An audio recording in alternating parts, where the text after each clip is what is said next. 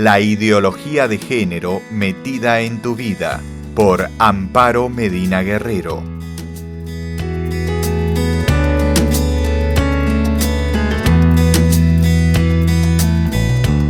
Gracias por todo lo que Susana ha dicho. Es básicamente la conferencia es un testimonio de lo que se ha venido trabajando durante todos estos años.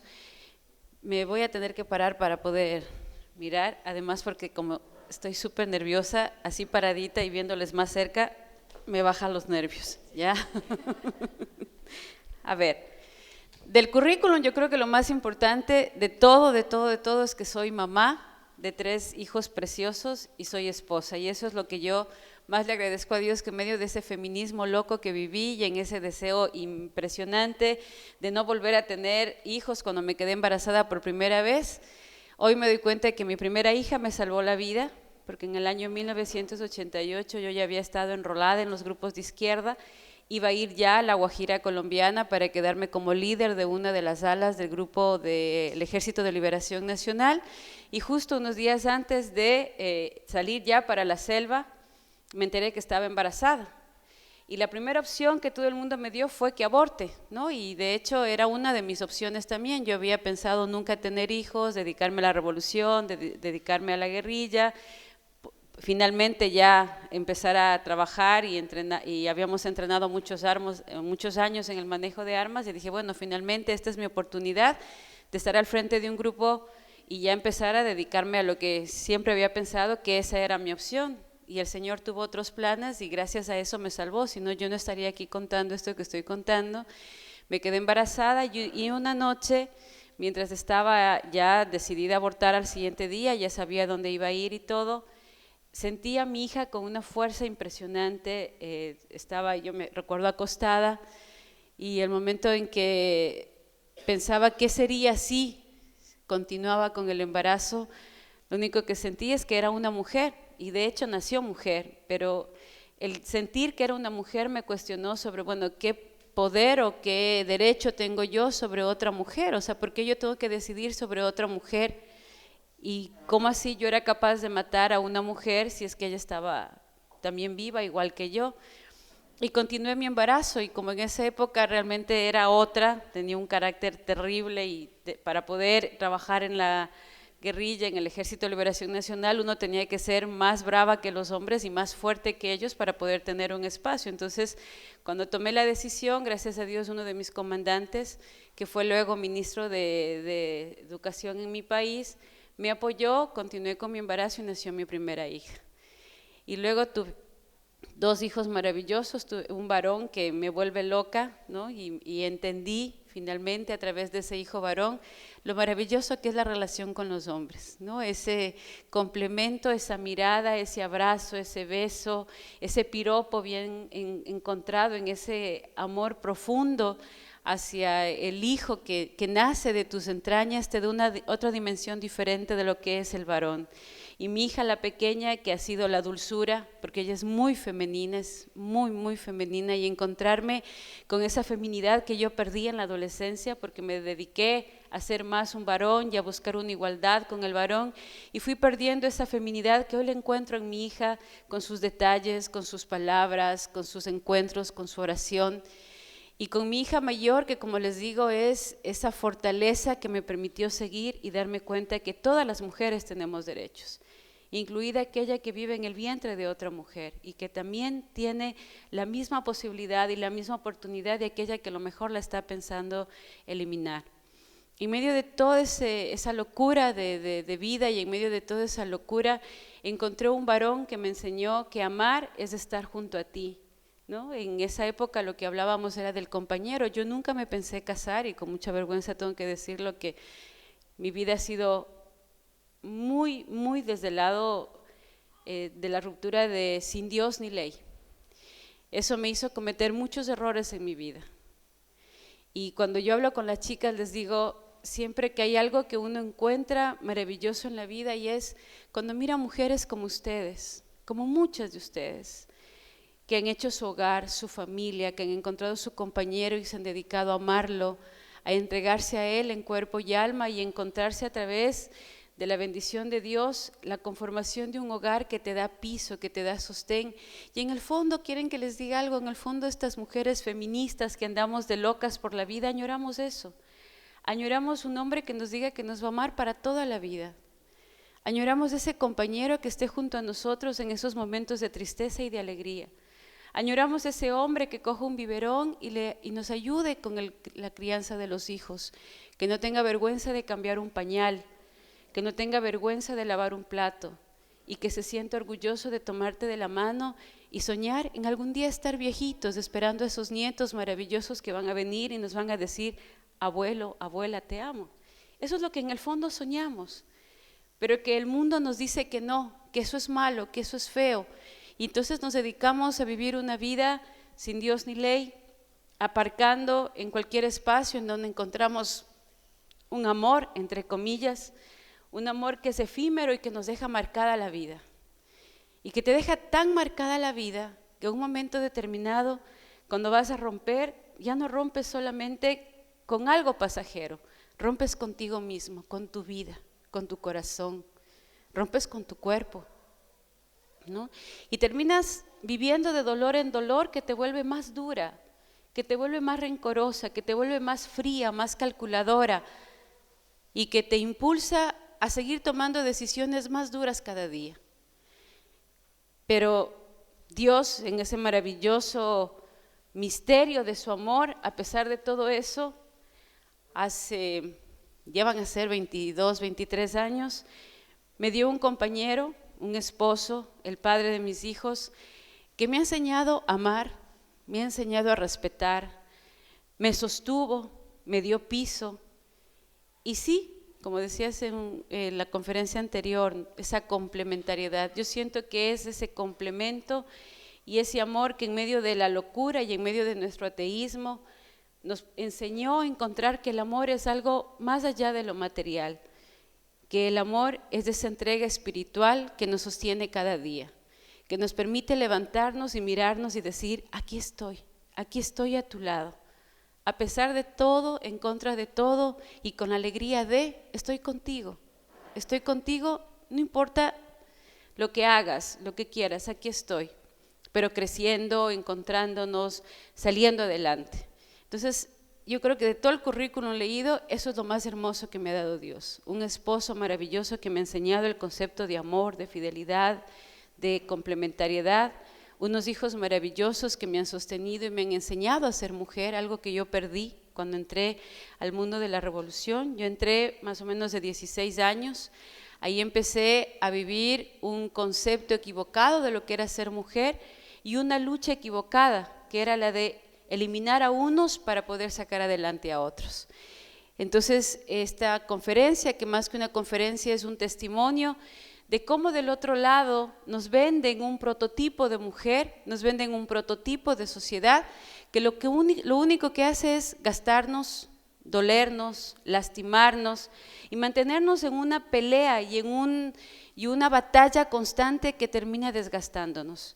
Terminamos a los 46, 50 años con una billetera gorda, con un montón de títulos, con un departamento, con un auto, pero cuando abrimos la puerta de la casa nos encontramos solas, sin siquiera un perro que nos ladre.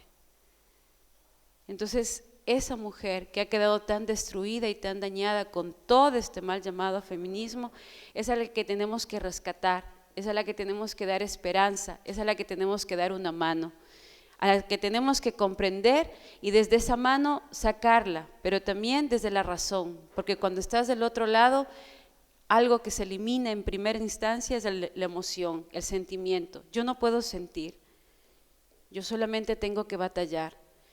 Yo no puedo enamorarme porque el hombre es mi enemigo y es tan enemigo y ha hablado tan mal del varón que muchos de nosotros terminamos en la cama de otra mujer porque odiamos tanto al varón que ya ni siquiera lo resistimos a nuestro lado.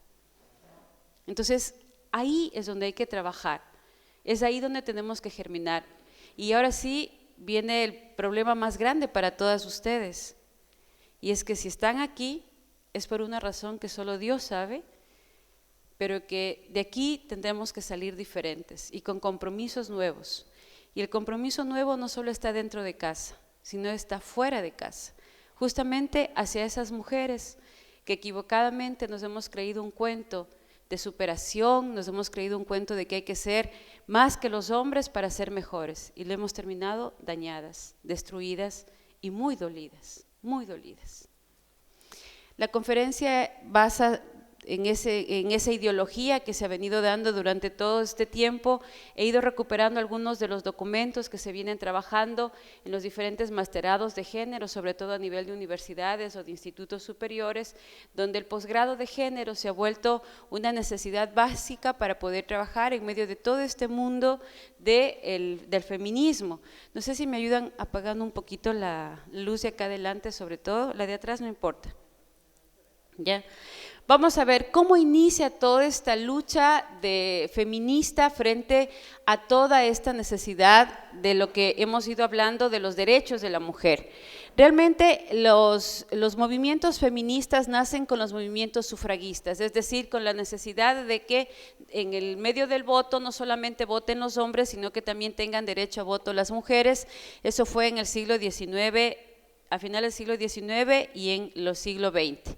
¿Cuáles fueron los primeros movimientos feministas? Los primeros movimientos feministas que empiezan a aparecer en esto está el feminismo liberal, es decir, el angloamericano de raíces básicamente protestantes, hace énfasis en el individuo e ignora la importancia de la familia, es decir, aquí se empieza a trabajar a la mujer ya fuera del contexto familiar.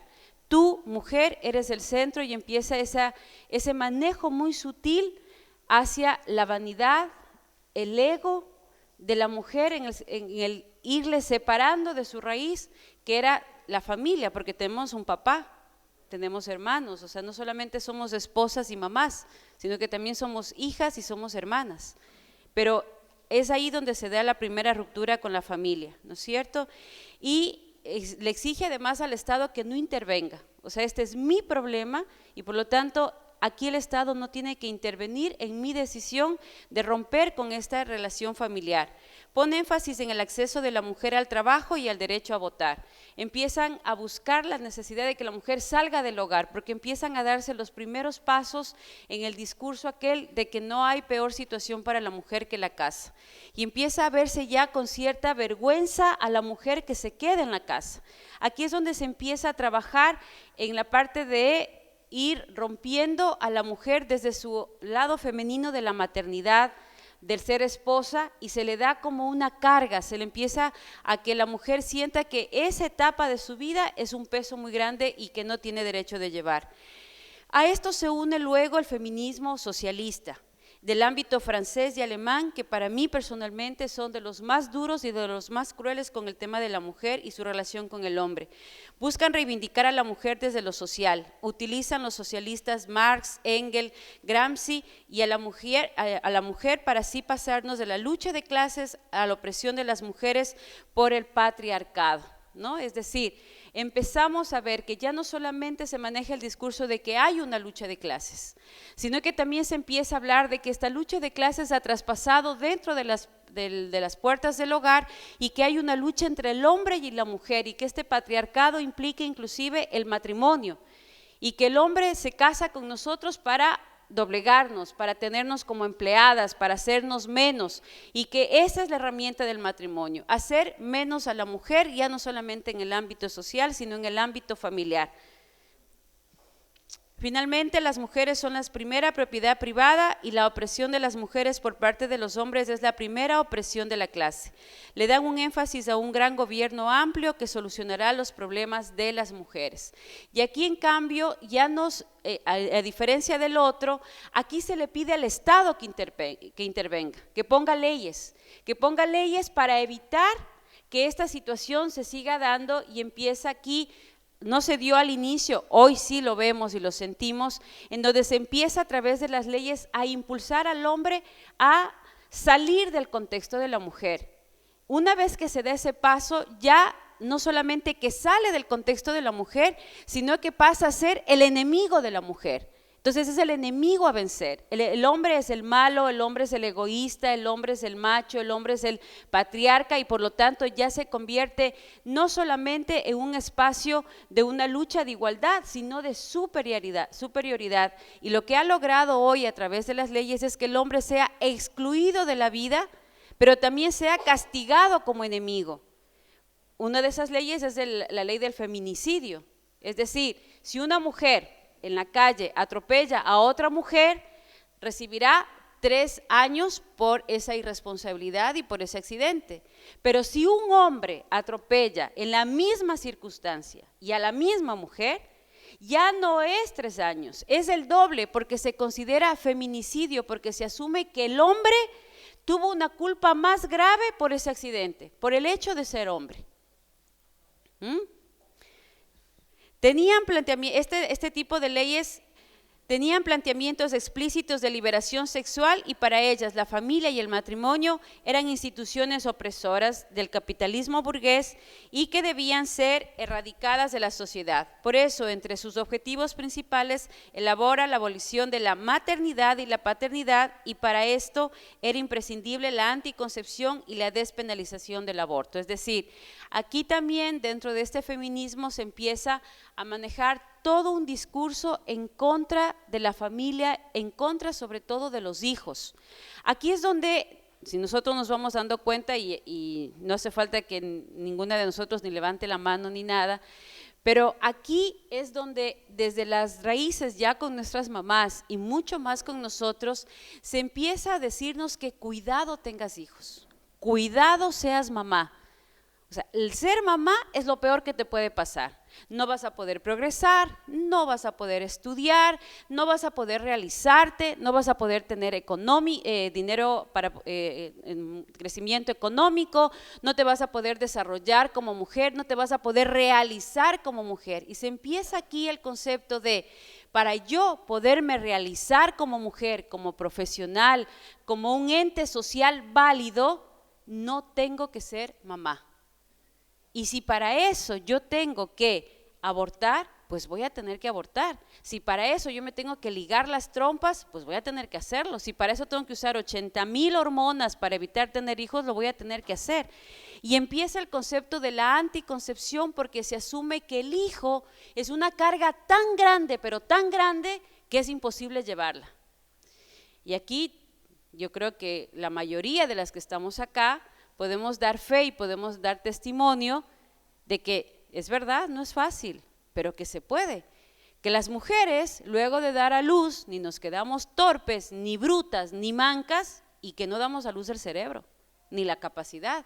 Y que quedamos tan fuertes y tan capaces, y mucho más que muchas que no tienen hijos, que somos capaces de estudiar, de trabajar, de atender la casa, que es duro, pero que somos capaces de hacerlo y que esa es una capacidad que la tenemos de una manera innata, que somos capaces de hacer 3, 4, 5 cosas a la vez, algo que a diferencia de nuestros queridos varones, esposos, hijos, es imposible. No sé si ustedes han probado en casa cuando les dicen, mi amor, ayúdame a hacer el desayuno, ¿no? Entonces, claro, él primero se entra a la ducha, se afeita, se cambia, se pone guapo y cuando tú bajas, recién empieza a poner el agua en la estufa y tú estás a punto de estrangular a alguien. Pero si tú vas a hacer el desayuno en la mañana, ¿qué es lo que haces? Mientras te duchas, ya dejas poniendo el agua. Mientras sales de la ducha, ya pones a lavar la ropa y despiertas a los chicos y los apuros. Y mientras te vistes, vas poniendo la mesa, te vas arreglando, te vas maquillando y a la hora de salir todos están desayunados, listos, incluida tú. Esa es una capacidad que solo nosotras la tenemos. Es una habilidad que Dios nos dio para justamente hacer el trabajo que hacemos. Entonces, el decirnos que con la maternidad o con los hijos va a ser imposible que salgamos adelante es una mentira. ¿Cuántas de nosotros hemos estudiado, trabajado y sacado adelante a nuestros hijos? Y aquí estamos, un poquito más cansadas que otro, pero aquí estamos y felices, porque otra cosa que también tenemos las mujeres y que este tipo de feminismo nos está matando es la capacidad de que cuando lo hacemos Y mientras más trabajo nos da, mientras más esfuerzo y más sacrificio, más orgullo tenemos. Es decir, cuando nosotros hablamos con nuestros hijos de lo difícil que fue un momento determinado en nuestra vida con ellos, le decimos con ese orgullo de decir, mira, y eso estoy feliz de haberlo hecho. Y me siento orgullosa de haberlo hecho. Como cuando cocinamos un plato delicioso para nuestra familia y nuestro hijo nos dice, mamá, te quedó riquísimo. O mi mamá prepara la mejor paella de todo el mundo. O sea, como mi mamá la hace, no lo hace ninguno. Y ese sabor que te queda a ti adentro es esa felicidad que nada en la vida la compra. Ni el título del masterado, ni nada. Ahí tenemos nuestras mayores satisfacciones y sin embargo, este tipo de ideología es donde primero nos ha dado. Y nos da ¿por qué? Porque nos juega la vanidad, nos juega el ego. Y en el tema de la sexualidad nos juega la lujuria. Es decir, ese placer, esa vanidad de decir yo. O sea, es que yo lo he logrado, ¿no? O sea, no he necesitado de nadie. No necesito de un varón en mi vida, que es lo que nosotros decimos desde el lado feminista. Yo no necesito de ningún varón en mi vida, yo no necesito de nadie a mi lado. Yo soy capaz de valerme sola por mí mismo y por lo tanto no necesito a nadie. Todo lo que tengo lo tengo por mí y no le debo gracias a nadie. Ojo. Y eso muchas mujeres te lo dicen con un orgullo y una soberbia que dices, anda, ¿y el esfuerzo de tus padres? ¿Quién te crió? ¿Quién te hizo lo que tú eres? ¿Quién te dio esa seguridad? Lo tuviste en una familia, lo tuviste en un hogar. Pero ese discurso de decir yo. Y luego también el hecho de decir, mira, yo prefiero esperar, voy a disfrutar, voy a esperar, porque mira, no me quiero sacrificar, porque además para tener hijos yo tengo que tener la casa, tengo que tener el carro. Claro, te cogen los 35, te cogen los 40 años y los óvulos ya no son los mismos. La capacidad física ya no es la misma, ¿no? En nuestro tiempo y en el tiempo de nuestros padres, todo se hacía junto y se hacía de abajo hacia arriba, de a poco, despacio, con esfuerzo, con sacrificio, pero se hacía con mucho amor. Y hoy eso está totalmente desvalorado. Eso ya no sirve, eso ya no vale la pena, eso es algo que quedó antaño y ese deseo de yo no me quiero sacrificar por nadie, yo no me quiero esforzar por nadie, ¿no? También va perjudicando a a nuestros hijos y a la sociedad en la que estamos viviendo hoy, en donde sacrificarse o hacer algo por alguien ya no es válido, ¿no? O sea, inclusive se considera algo de tontos. O sea, ¿cómo tú te vas a quedar en la casa cuidando a tus hijos? Hoy, en este tiempo, o sea, ¿qué te pasa? ¿Estás loca? Estudia, sal adelante, o sea, criar a los hijos o quedarte en la casa es así como lo más denigrante que podemos hacer. Pero les cuento que hay investigaciones en muchos países en donde ese tipo de esfuerzo y sacrificio a la sociedad, no solo estoy hablando de tu familia, de la felicidad de tu hijo, de la felicidad de tu hogar, no, a la sociedad le implica el haber invertido en jóvenes seguros, capaces, honrados, estables y con mayor capacidad gerencial que otros. Se consideran que, inclusive en estas investigaciones, muchos de los gerentes de las grandes empresas mundiales tuvieron un hogar estable y por eso inclusive se pide a todo este tipo de profesionales que traten de buscar una estabilidad familiar para poder tener una estabilidad dentro de los ámbitos de liderazgo que ellos llevan. Hay un segundo feminismo de los años 60 que lo marca ya la obra Segundo Sexo de Simone de Beauvoir y Por la ilusión femenina de Betty Friedan. Este movimiento tiene ideas marxistas junto con el liberalismo sexual. Es decir, ya no solamente está el patriarcado como parte de uno de los deseos de romperlo, sino que también está la liberación sexual en el sentido de si tú tienes 10 mujeres antes de casarse, yo tengo que tener 15 hombres antes de casarme. O sea, ¿por qué tú sí y yo no? O sea, si tú te emborrachas, cuando vas a las fiestas, pues yo también tengo el derecho de emborracharme. Y si tú te emborrachas con 4 tragos, pues vamos a ver si yo me emborracho al 5.º trago. Y vamos en esa competencia. ¿no? Y empiezan las competencias inclusive de, no, yo me voy con mis amigos y mira, aguanto 3 botellas de whisky y estos no aguantan ninguna y son hombres, ¿no?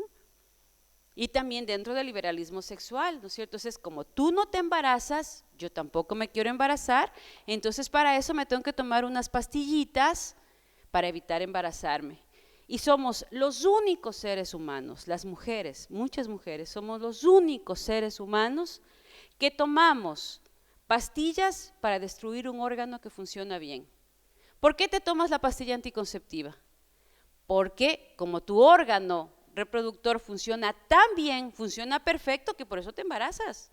Porque si no, no te embarazaras. Si estuviera tu órgano enfermo, no te embarazarías. Pero como funciona tan bien, la pastilla anticonceptiva tiene el objetivo de destruir un órgano.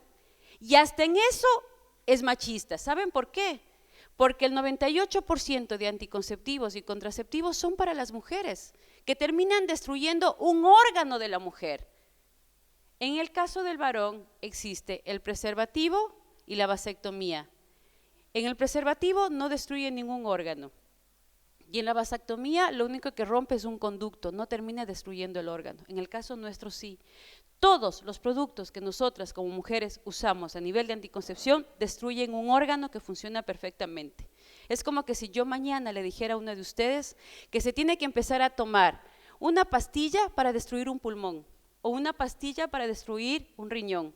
¿Cuántas de nosotros empezaríamos a tomar pastillas desde el día de hoy para destruir el riñón?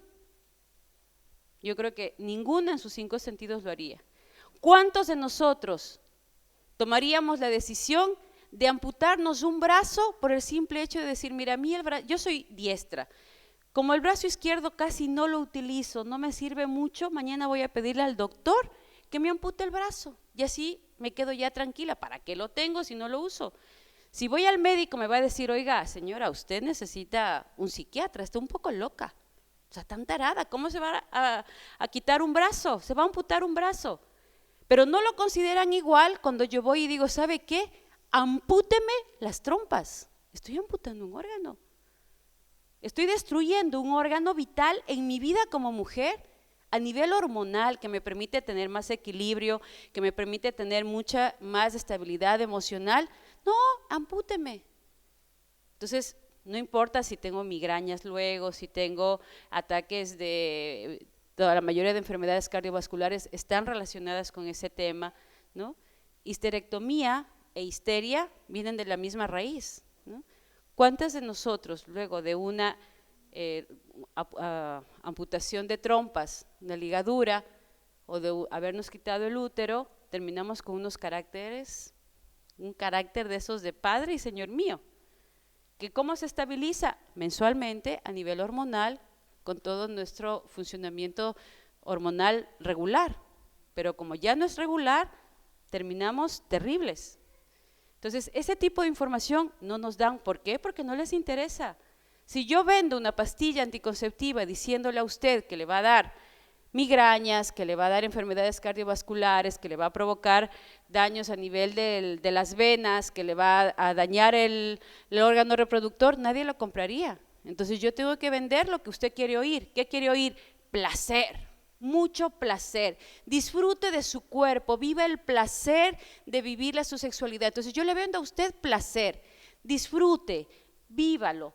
Haga lo que usted quiera con su cuerpo, total, no va a tener ninguna responsabilidad de por medio. Entonces, eso sí vende y eso es lo que hasta el día de hoy siguen vendiendo.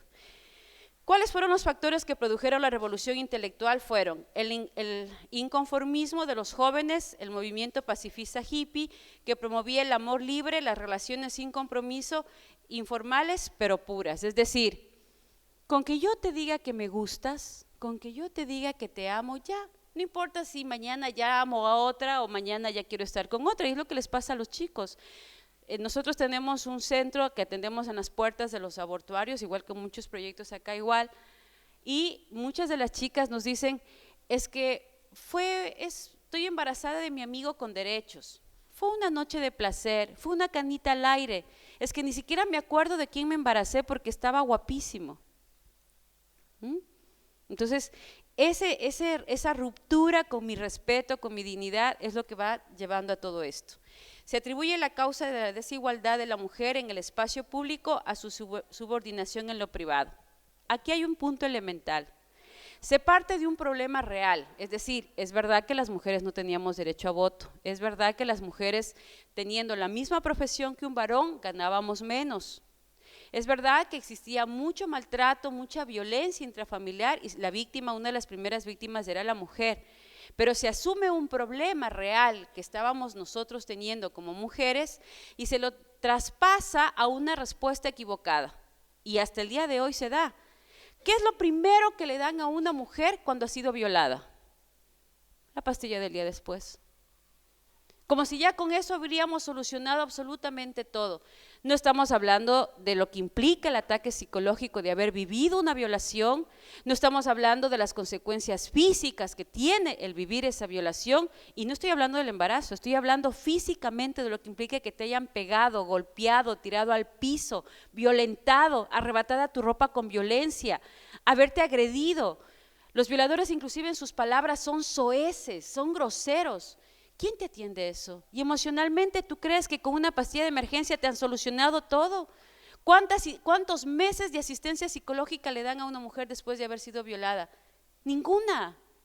Ese rato te entrevistan con una persona, te dicen que te van a llevar al médico, te someten a un médico que nuevamente te vuelve a violentar porque te desnuda nuevamente, porque te pone en una camilla para describir en función de la vuelta del reloj, en función del sentido del reloj, y te dice a las 3:15 tiene un hematoma, a las 5:20 tiene no sé qué cosa, tiene un rasguño, y así te tratan.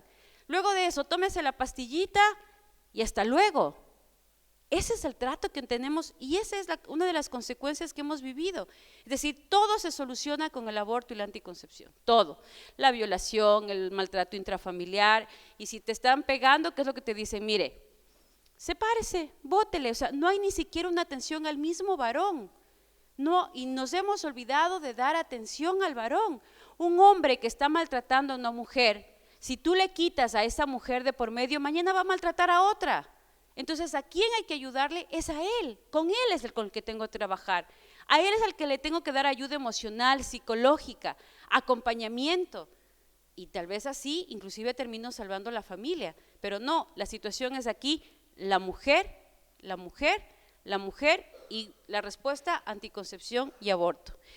Se atribuye la causa de la desigualdad de la mujer en el espacio público a la subordinación en lo privado. Pero hay un tercer feminismo, hay un feminismo revisionista, lo está liderando Badinter. Quiero aclarar que no es ni católica ni es nada, es una mujer feminista, ella es atea. La he tomado porque me parece interesante el planteamiento que ella hace en este tercer feminismo, ¿no? Y nace desde los mismos grupos de ellas, es las mujeres que no están dispuestas a sacrificar su maternidad por el trabajo, es decir, ¿por qué yo tengo que sacrificar mi derecho a ser mamá y también mi derecho a ser una empleada y a ser una profesional? Lo uno tiene que verse complementado con lo otro y es el Estado el que me tiene que garantizar esto. No quieren construir una familia sin papá y mamá. Y en esto yo hago un mea culpa también como parte de los grupos Provida. Muchas veces nosotros en los grupos Provida nos dedicamos a atender a la mamá y ayudamos a la mamá y muy poco le damos cabida al papá, sin darnos cuenta que ella es tan mamá como él es tan papá. Y si ustedes oyen las estadísticas del embarazo adolescente, no sé cuántas 120,000 mujeres adolescentes embarazadas, o 120,000 mujeres adolescentes que son mamás, pero también hay papás, hay 120,000 papás adolescentes que también deberían hacerse responsables de ese bebé. Entonces ella habla de la importancia de que cuando hablas de mamá, estás hablando de papá también, y estás hablando de ese derecho a la paternidad y a la complementariedad, y que nuestros hijos necesitan, merecen y deben tener no solamente una mamá, sino que también deben, merecen y tienen que tener un papá. Y eso es algo que hay que irlo trabajando y profundizando. Quieren ser madres y trabajadoras, es decir, yo tengo derecho a ser mamá y tengo derecho a trabajar, pero para eso necesito conciliar los horarios laborales frente a los horarios de la maternidad que me exige mi ser madre. Quieren ser madres y trabajadoras, exigen que los hombres no se desentiendan de su responsabilidad como padres, revalorizan tareas que la mujer hace tradicionalmente, llegan a la conclusión de la liberación sexual de las mujeres habría beneficiado más a los varones, como les dije hace un momento, ¿no? O sea, todo este tema de la anticoncepción a la que nos termina destruyendo es a la mujer. Las hormonas terminan acabándonos la vida y no nos vengan a decir que no te pasa nada. Es como decirme a mí, por ejemplo, en el caso de la pastilla del día después, que da igual que no me tome 150 aspirinas de una sola tomada y que no me va a pasar nada, a que me las tome. O sea, no me pueden decir que si me tomo 150 aspirinas, que estoy hablando de una aspirina que es como muy común para muchas personas, mucho más si te tomas levonorgestrel, 1.5 miligramos de levonorgestrel en una sola toma te termina convulsionando, es tan fuerte que de tomada ya te da vómito, te da migraña, te da mareos, solo de lo que te tomas, y ya ni te digo todos los daños que te causan por dentro. Entonces ahí también hay que ir como generando un proceso de formación. Buscan implicar al hombre en el logro de la igualdad real entre los dos sexos. Entonces, en definitiva, ¿qué promueve el feminismo? El progreso de las mujeres, y para eso lucha contra el patriarcado, la subordinación de las mujeres, la igualdad entre el hombre y la mujer, que dicho así suena muy bonito, ¿no? Para esto se han dado diferentes organizaciones, se han dado diferentes actividades como el Día Internacional de la Mujer, y el problema está en qué es lo que nos exigen hacer para llegar a esa meta. Ahí está el problema. ¿Qué tengo que hacer yo para llegar a esa meta de igualdad? Renunciar a mi esencia femenina, es decir, yo tengo que ser cada vez más macho para ser más mujer. Así es. Y ustedes les ven a muchas de mis compañeras feministas que salen a la calle, inclusive se desnudan, ¿no? Porque como el hombre sale a pecho abierto para demostrar su masculinidad, pues entonces ella también sale de pecho abierto para demostrar que es más macha que el mismo macho, ¿no? Entonces ahora todo tiene que ser en función de ser más dura, más fuerte, más enojada, más mandona, más peleona, y a mí nadie me ningunea, y a mí nadie me dice nada, y aquí estoy yo, y al que se me plante a ver cuántos son y a cuánto me toca, ¿no? Entonces esa es la imagen que hemos ido rompiendo. Debilita la familia, es decir, vamos viendo como poco a poco yo tengo que ir destrozando mi familia. O sea, yo cada vez tengo que ir posponiendo mi maternidad, posponiendo por ejemplo, el matrimonio. Tengo que primero tener los títulos, tengo que primero tener el dinero, pero la familia es lo más postergado de todo, porque la familia es igual a opresión, la familia es igual a subordinación. Rechazan la maternidad, es decir, ya muchas mujeres dicen, no, yo mamá no quiero ser, O sea, mira, mi opción personal es no ser mamá, porque te implica donarte, porque te implica ser responsable, porque te implica sacrificarte, implica que tienes que hacer algo por los demás. No, yo no. O sea, yo quiero pasear, quiero conocer el mundo, quiero gastarme mucho dinero en joyas, quiero tener todo el ropero lleno. O sea, yo quiero ser feliz, ¿no? Y ser feliz implica que yo quiero todo este mundo para mí y cuidado me pidan un poquito de sacrificio porque no. O sea, ahí sí ya yo no llego. Promueven la liberación sexual, como les digo, es decir, yo puedo acostarme con todos los hombres que quiera, así como los hombres lo hacían antes, se acostaban con todas las mujeres que quieran. Defender el aborto a petición, porque no existe anticonceptivo 100% seguro en ninguna parte, por lo tanto ellos tienen el negocio seguro. Te venden la pastillita, te venden la anticoncepción, como saben que no hay seguridad, entonces también te venden las máquinas, los equipos para hacer abortos. Y como aparte de eso te enfermas de enfermedades de transmisión sexual, también te venden los medicamentos para sanar esas enfermedades de transmisión sexual. Y ahora hasta inclusive venden el colágeno de los bebés abortados para hacer cremas, para hacer shampoos. Entonces el negocio es redondo al 100%. Disociar la reproducción de la sexualidad, combatir por la igualdad salarial, es decir, necesito sentirme igual, que yo creo que es importante empezar a trabajar en esto. Hay muchos profesionales que son hombres y que son mujeres y que la mujer por el hecho de ser mujer gana menos, entonces busca esa igualdad salarial, promueve la promiscuidad sexual y el lesbianismo por placer, ingresar forzadamente al mercado laboral porque es sinónimo de independencia, es decir, la mujer tiene que trabajar y si se queda en la casa cuidando a los hijos, la familia ya se la ve mal, tener igualdad numérica en los puestos de trabajo, que es el sistema de cuoteo, y promover la agenda de género. Eso es lo que tenemos que hacer para llegar a esa igualdad. Uno de los puntos centrales de toda esta campaña ha sido el control de la natalidad como derecho humano y la estrategia global frente a la problemática de la mujer. Es decir, hay una problemática muy grande, pero lo que nos han dado básicamente es el control de la natalidad como derecho humano.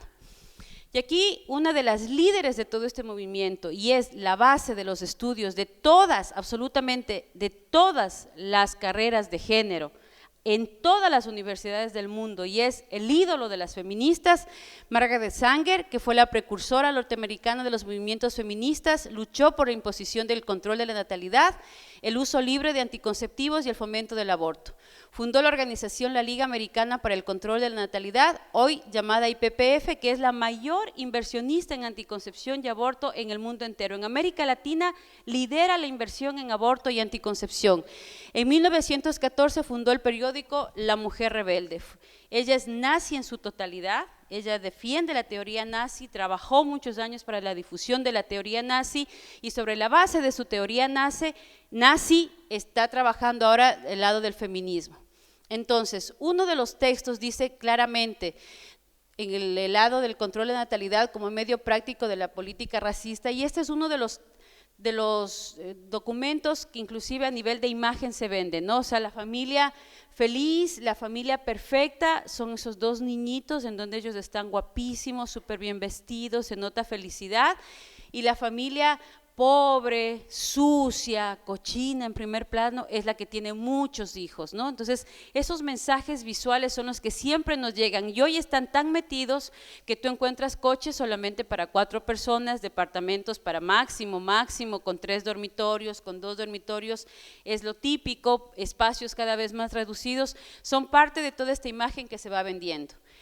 Nuestro fallo de segregar a los imbéciles, literalmente, eso es lo que dice, nuestro fallo de segregar a los imbéciles, quienes están aumentando y multiplicándose un peso muerto de basura humana, engendra impasiblemente la clase de los seres humanos que nunca deberían haber nacido. El control de la natalidad en sí mismo, denunciado a menudo como violación de la ley natural, no es nada más ni nada menos que la facilitación del proceso de deshacernos del indigno, de prevenir el nacimiento de defectuosos o de aquellos que lo serán. Margaret Sanger, ¿ha oído usted el aborto en caso de niños con discapacidad? ¿No? ¿No le suena muy familiar esto? ¿Cómo van a venir, pobrecitos, a sufrir? ¿Por qué tiene esta mujer que cargar con el peso de un niño que tenga un problema físico o un problema mental? Por favor, no le pueden exigir mujeres heroicas a la sociedad. El aborto tiene que ser un derecho. Miren de dónde parte esta filosofía, ¿eh? O sea, la filosofía parte de cuidado nazcan los seres imperfectos. Aquí todos o somos perfectos o vamos saliendo de esta sociedad que no nos acepta. El exterminio de la población negra, el enfoque educacional más exitoso para llegar al negro es a través de un llamamiento religioso. Igual pasa con los indígenas, ellas lo que hacen es entrar a través de muchos sacerdotes ingenuos a los que se les convoca y se les dice, mire padre, la pobreza aquí, hay que dar anticoncepción. No queremos que nadie se entere de que queremos eliminar a la población negra y el ministro religioso es el hombre que puede aclarar esa idea, si alguna vez se le ocurre al más rebelde de sus miembros, ¿no? Deberíamos contratar a 3 o 4 ministros de color, preferiblemente con conocimiento del servicio social y con atrayente personalidad. El acercamiento educativo más acertado a los negros está con una súplica religiosa. No quisiéramos que saliera de nuestra boca la frase de que deseamos exterminar a la población negra. Y eso es algo que es clave en esto. Ellos nunca van a admitir que son ellos los que defienden esta propuesta. Nunca. Ellos siempre van a trasladar la propuesta al otro, al grupo. Entonces no es la ONU la que está pidiendo la anticoncepción, es las mujeres las que están pidiendo, es su realidad la que la están gritando. Entonces ellos nunca van a admitir que son ellos quienes lo están pidiendo, siempre van a buscar un grupo humano, un equipo a través del cual llegar. La esterilización de los débiles mentales, el débil mental innegable debería de hecho no solamente ser reducido, sino además prevenido de propagar su clase. Aborto por discapacidad. Debería llevarnos también a la mejora racial el esterilizar incluso a esos débiles mentales que no entran necesariamente dentro del grupo hereditario. Anticoncepción masiva a grupos indígenas, a grupos afroamericanos. En la colonia de Lynchburg, para epilépticos y débiles mentales del estado de Virginia se esterilizaron desde 1927 hasta 1972 unos 8,000 niños al amparo de una ley eugenésica, igual que lo quieren hacer ahora. La selección elitista de las clases acomodadas. Nuestra tarea está no solamente en prevenir la multiplicación de la mala estirpe, está también en prevenir, para preservar la estirpe bien dotada. ¿Han oído aquello de cómo ustedes pretenden que una madre pobre tenga más de 8 hijos? Ahí están las pobres, en mi país se dice, ahí están las pobres en el mercado, pariendo como conejos. ¿No? ¿Cómo es que ustedes no hacen nada así? ¿Se acabará la pobreza eliminando a los pobres? Lo dudo. Mientras muchos de nosotros tengamos armarios llenos de ropa, armarios llenos de cosas y no seamos capaces de ayudar al otro, ¿con qué autoridad hablamos? ¿Cuántos de nosotros somos capaces de pararnos y mantener a una de estas familias con parte de lo que nosotros ganamos? O sacrificar algo de lo que nosotros tenemos guardado para ayudar a los demás. ¿Con qué autoridad podemos decir nosotros que hay que eliminar a los pobres para que haya menos pobres si no estamos haciendo nada? Esto es un tema de política económica, no es un tema de eliminación de personas, porque entonces cojamos a todos los pobres en la Plaza Mayor y echémosles un tiro. Porque eso es lo que ellos proponen. Hay que esterilizar a las mujeres pobres, porque ¿cómo van a seguir teniendo hijos? Las señoras que tienen 4 o 5 hijos ya automáticamente van a un hospital público y lo primero que le dicen, señora, usted se tiene que ligar, ya no puede tener más hijos, ¿no? Entonces, es parte de esta filosofía que se nos ha venido dando. Por el interés del progreso social o incluso por la permanencia de la civilización, las clases intelectuales deben tener más niños. Perdón. Es decir, aquí siempre se habla de que solamente los que pueden, los que están en capacidad de tener, deberían tener hijos. Los otros ya no, a esos no les debemos dejar tener hijos. Nuestro problema más acuciante es aumentar el índice de natalidad del superior y disminuir del inferior. Dios te pague. La destrucción de la familia y el matrimonio, esos son sus peores enemigos, ¿no? Cuando una mujer dice me voy a casar y le dice a una feminista, le estás dando el golpe más bajo que te puedas imaginar, o sea, es lo que más le duele a ella. La acción más misericordiosa que puede hacer una familia numerosa por uno de sus miembros más pequeños es matarle. Tienes 6 hijos y vas al 7º embarazo, aborta, aborta. O sea, no puedes seguir teniendo más hijos y todo el mundo, es más, hay una presión tan grande que muchas mujeres les da hasta vergüenza, les da miedo decir que están embarazadas, porque sienten que automáticamente toda la sociedad te va a ver como tonta, como ignorante, como incapaz y empiezan a preguntarte, ¿y ahora qué vas a hacer? O sea, así como que te dijeran, tienes cáncer, ¿qué vas a hacer? Igualito, estás embarazada, ¡ah! ¿Y ahora? O la típica frase, ¿no tienes televisión? En pleno siglo XXI, ¿cómo es posible? ¿No? Con todo lo que existe y te lo dicen con una cara que te dicen, oye, pero en pleno siglo XXI, a tu edad, es otra frase, ¿no? A tu edad, ¿cómo es? O sea, mira, no tengo 81 años, ¿no? La cama del matrimonio es la influencia más degenerativa en el orden social. Es algo que les duele muchísimo, el matrimonio, la familia. Ninguna mujer tiene derecho legal de concebir a un niño sin un permiso para la maternidad, ¿no? Y ahí están todas estas leyes de anticoncepción, como la de China, donde solamente puedes tener un hijo, estas leyes en donde te dicen que hay que entregar anticonceptivos a los chicos desde los 12 años, que hay que enseñar anticoncepción a los chicos en todo el proceso de la escuela, y terminan sabiendo más de preservativos y de anticonceptivos que de física o de química. El anticristianismo. Los servicios de maternidad para las mujeres de los barrios miserables son perjudiciales para la sociedad y para la raza. La caridad no hace más que prolongar la miseria de los ineptos. Y hay un trabajo fuertísimo en contra del cristianismo. O sea, el primer caballo de batalla que tiene todo este grupo es en contra de la religión, en contra de todos los procesos de formación espiritual, de formación cristiana, porque son sus peores enemigos. Entonces, en cuanto encuentran un sacerdote que empieza a trabajar a nivel del evangelio de la vida, a nivel de la familia, le empiezan a buscar que si se para recto, que si se para chueco, que si habla bonito, que si habla feo, y empiezan a correr el rum rum, y eso es de lo más suave, porque le empiezan a meter mujeres, empiezan a hablar mal de él, empiezan a decir que es homosexual, y aquí y en muchas partes del mundo es más fácil hablar mal de un sacerdote que si hablas mal de un preservativo. O sea, si yo pongo aquí el chisme del padrecito que estaba con una mujer y que se fue a la playa y que era obispo y que le encontraron, el corretillo aquí empieza, sí, yo le vi, pasaron en CNN y todo el mundo sabe y todo el mundo conoce de todos los males de los sacerdotes y todo el mundo termina hablando mal. Pero atrévete en una mesa a hablar mal del preservativo, a ver cómo te ponen.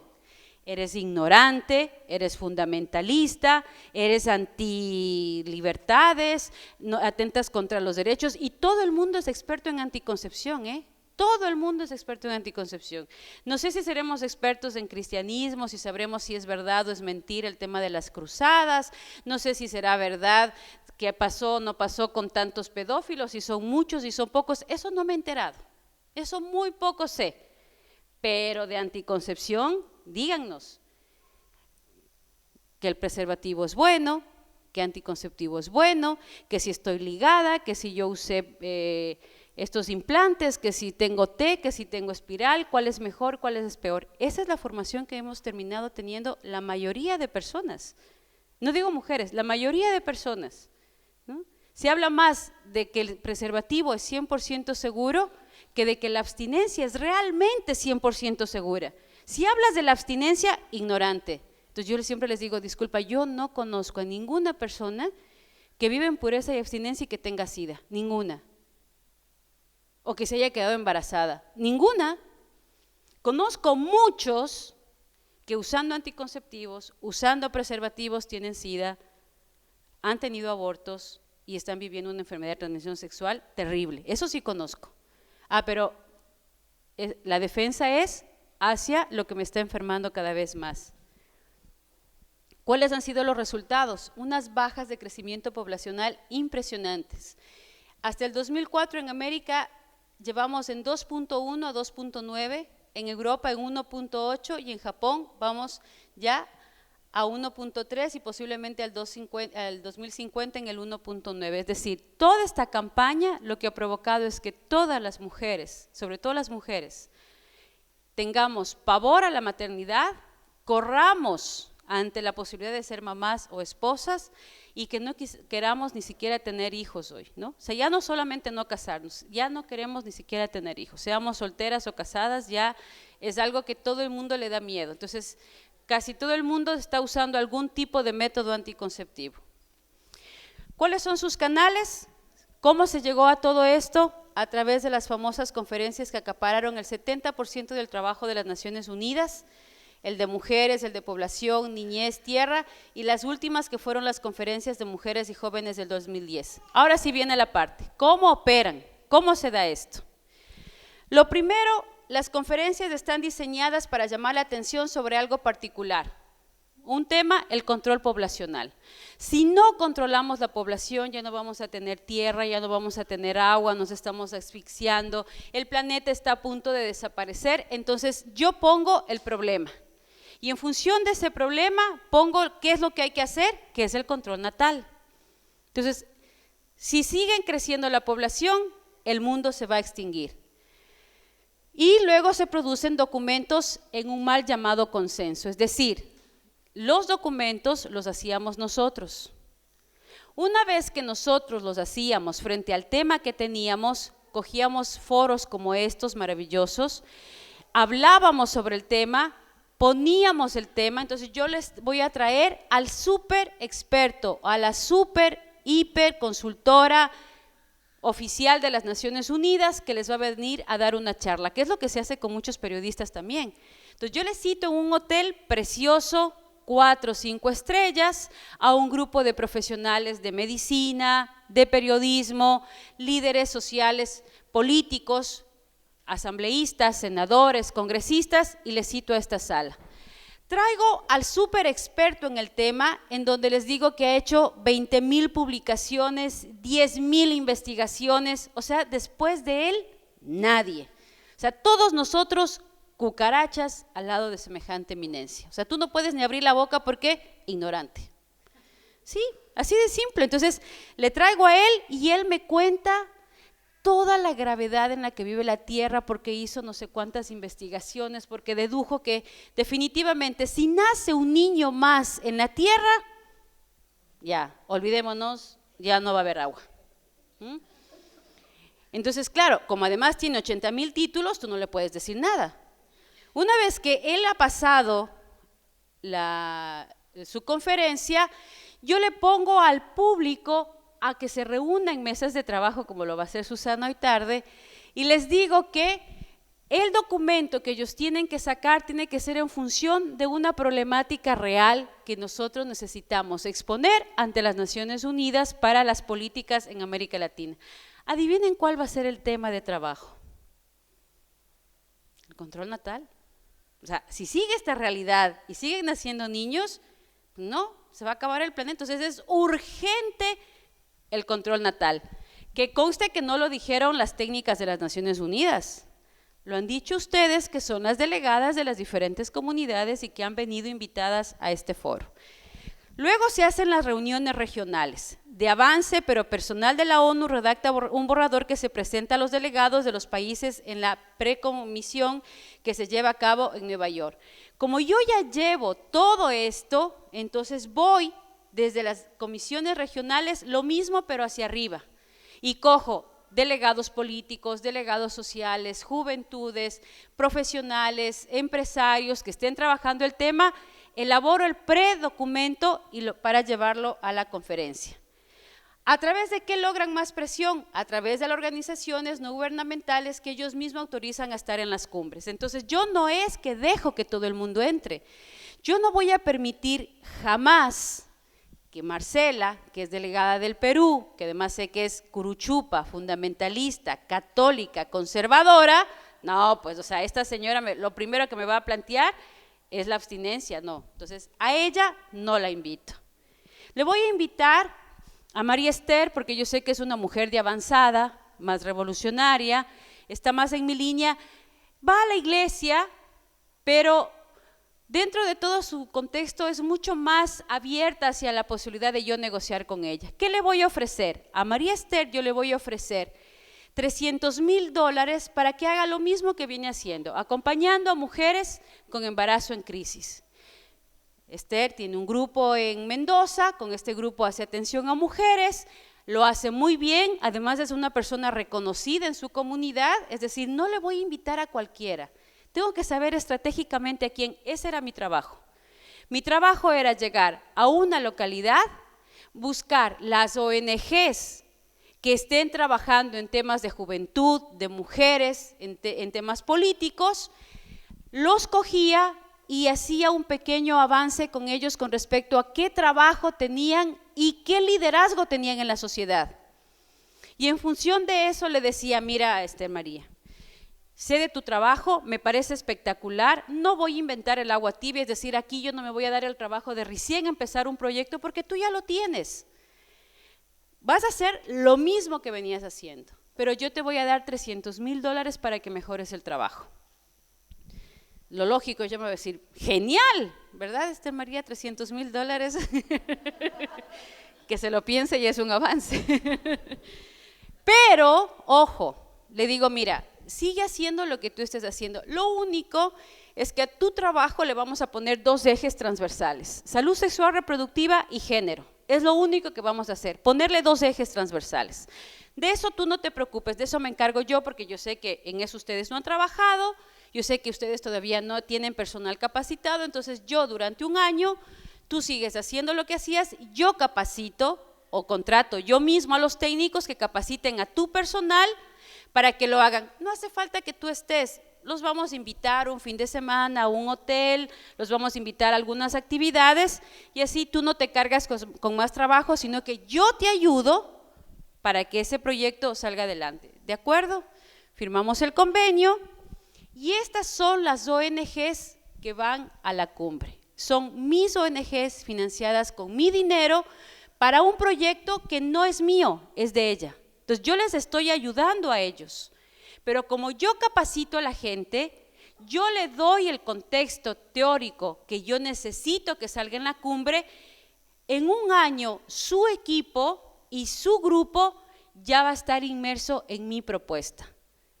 Entonces no van las ONGs de la ONU, van las ONGs de las comunidades. Pero financiadas por la ONU, ojo, eso ya no te lo dicen, eso tampoco te lo revelan porque no les conviene. Pero todas las ONGs que están participando en las comisiones, en las precomisiones y en la conferencia son pagadas por las Naciones Unidas. Están financiados sus proyectos con dinero de las Naciones Unidas, ¿no? Son voceras de los grupos de base y de las organizaciones internacionales con intereses económicos. ¿Por qué? Porque Esther María va como delegada de Mendoza, Argentina, a la comisión. Marcela va como delegada de Perú a la comisión. Entonces no van simplemente como funcionarias, van como ONGs y delegadas de su sociedad. Tienen oficinas permanentes en la ONU para ayudar al objetivo de la ONU. Es decir, ya no son solamente ONGs pequeñas, sino que tú ya vas viendo ONGs que van teniendo mucho más fortaleza a nivel latinoamericano, porque si ella me dejó hacer, luego yo le propongo que extendamos a toda Argentina, luego pasamos a Perú, y hay ONGs como Plan Internacional, DIA, GTZ, COS. En el caso de España, Solidaridad Internacional es la que más fuerte nos ha dado porque se ha metido tanto en la iglesia que trabaja con Cáritas y lleva a través de Solidaridad Internacional y Cáritas delegadas de grupos feministas para América Latina y difunden todo lo que es anticoncepción y todo lo que es aborto en nuestros países. Algunas de estas ONGs está, por ejemplo, la IPPF, el CLADEM, Católicas por el Derecho a Decidir, Population Council y existen muchas otras más, pero estas son las que más dinero manejan a nivel de todo el continente. El dinero se lava a través de estas ONGs. ¿Cómo se da? Vamos a ver.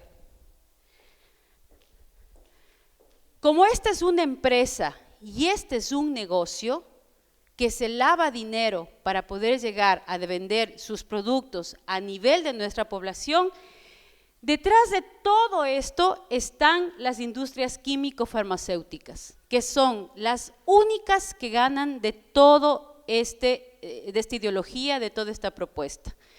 De las más fuertes en nuestro continente, Sintex, HPC, está Upjohn, Tanhosh, todas estas lo que hacen es decirle a estas instituciones privadas como la IPPF, decirle, mire, yo tengo en este momento 22 millones de dólares para financiar nuestros proyectos en América o en África, que son los 2 puntos centrales del trabajo de ellos. Estos 22 millones se entregan en donativos a estas instituciones privadas para que se transformen en proyectos sociales y no en inversión de mercadotecnia, sino en inversión social. Luego bajan a las agencias gubernamentales. ¿Cómo distribuye la IPPF estos 22 millones? No puedes llegar directamente donde Esther María, no puedes, Sinteg o la IPPF no puede llegar directamente con el ministro de Salud, por ejemplo. ¿Quién tiene autoridad sobre eso? La ONU. Entonces está USAID, está todo lo que es la IES, está el CDC, está la FDA. Entonces, aquí invierto mi dinero. para que estas agencias elaboren proyectos. Aquí está la parte de la elaboración del proyecto. El Fondo de Población de las Naciones Unidas elabora un proyecto de salud sexual reproductiva para presentarlo a USAID, que le entregue $300,000 para dárselos a Esther María, dinero que le regala la IPPF, pero que realmente ha sido financiada por una farmacéutica. ¿Por qué una farmacéutica está interesada en esto?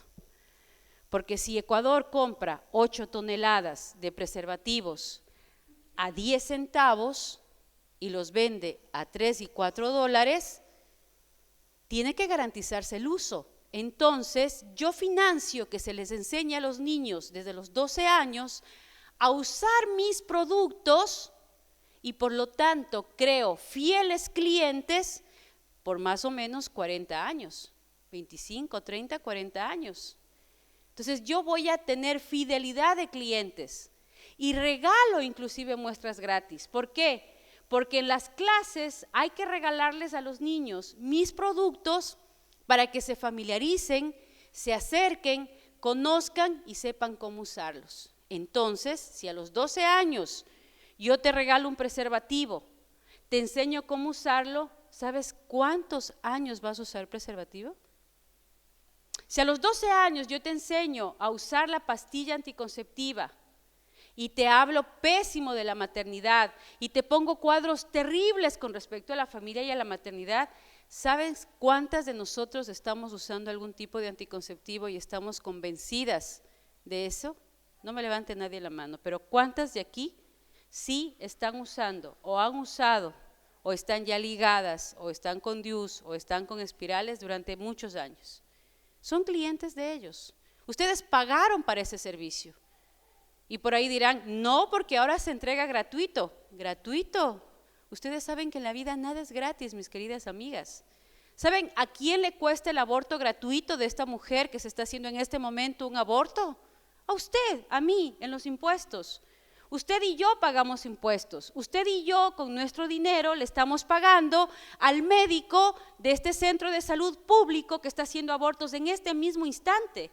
Por lo tanto, usted y yo somos cómplices de ese aborto, porque con nuestros impuestos se está pagando ese aborto. Con nuestros impuestos se está entregando anticonceptivos a nuestros hijos desde los 12 años. Con nuestros impuestos se están imprimiendo textos educativos en donde se les enseña a los niños a usar este tipo de productos desde que son adolescentes. Entonces no existe la gratuidad, porque el gobierno tiene que pagarle a esta farmacéutica. El gobierno tiene que comprarle, porque él paga para enseñarnos a usar los productos, pero no paga porque usemos. Ahí sí ya le tenemos que comprar. Entonces, le vuelvo a comprar, él me ha dado a mí, en el caso de Ecuador, las pastillas del día después, ellos invirtieron en el Ecuador $6 millones. Y en todos estos años se les ha comprado más de $22 millones. ¿Qué inversión, verdad? Yo le doy a usted $600,000, $1 millón, y usted en compras de mi producto me devuelve 4, 5, 6 millones, estoy hecho. ¿Ustedes creen que Billy Gates va a invertir sus $200 millones en las campañas de anticoncepción porque es buena gente? Porque qué simpático él, ¿verdad? Va a regalarnos $200 millones. Él va a invertir y de seguro en unos años ya los habrá recuperado. Ya vamos a ir terminando. Entonces ahí está la IPPF, que han hecho campañas inclusive de envenenamiento anticonceptivo en campañas de agua potable en sectores de extrema pobreza. Son documentos de ellos, O sea, no es que yo les estoy diciendo, no, son documentos de ellos. Esto está en la página del informe final de ellos, que los hemos ido bajando. Ahí está la página donde ustedes pueden entrar, es Planet Parenthood, donde está esto. Por ejemplo, dice gravar con mayores impuestos a las personas casadas que las célibes, modificar las políticas de impuestos para establecer un impuesto sobre los niños, poner agentes de control de la fertilidad en las canalizaciones de agua potable y sobre todo en los sectores rurales se hace esto, aborto y esterilización libres. Ahí está su página web oficial donde ustedes pueden entrar. Está la CEDAW, que es en donde presionan a los gobiernos para que todas sus campañas se den. Entonces, a través de la CEDAW presionan a los gobiernos, presionan a los políticos, presionan a los ministros de salud para llevar adelante sus propuestas. Y detrás de todo esto, ¿quién está? ¿Por qué existen estas industrias? ¿Por qué existe esta política? Porque existe gente como Osborne, que es el presidente de la Sociedad Eugenésica Americana, fundador con John Rockefeller del Consejo de Población de las Naciones Unidas. Ellos están detrás de todo esto y son los que lideran el proyecto, y es el presidente de la Comisión de Eugenesia, así de simple, ¿no? ¿Por qué no quieren que nazcan los pobres? ¿Por qué el aborto primero en caso de violación? ¿Por qué el aborto en caso de niños con discapacidades? Porque en el fondo también hay un pensamiento eugenésico y es estratega de la criptoeugenismo. Luego está Rockefeller, que es la organización pionera en el control de la natalidad. Gracias a un despliegue propagandístico adoptaron la mentalidad occidental a las necesidades del capitalismo moderno. Y ahí está el famoso informe Rockefeller, que les pido a ustedes lo impriman para que lo lean. Y aquí están algunas de sus fundaciones que están trabajando muy fuerte a nivel de América Latina. Planet Parenthood tiene muchas oficinas aquí en España, ¿no? Que buscan la esterilización de los enfermos, la mujer como pieza clave de la nueva humanidad, la iglesia principal enemiga del progreso humano, por lo tanto hay que eliminarla, hay que destruirla, y la revolución sexual. Hay que redefinir también la igualdad, que es el paso de la política global, es decir, ya no solo buscan la igualdad, hay que redefinir la igualdad. O sea, ya no quiero solamente ganar igual que un hombre, ya no quiero tener 10 amantes igual que un hombre, ya no me quiero emborrachar igual que un hombre, ya no quiero hacer las cosas que hace un hombre. No, ya eso poco a poco lo hemos ido logrando.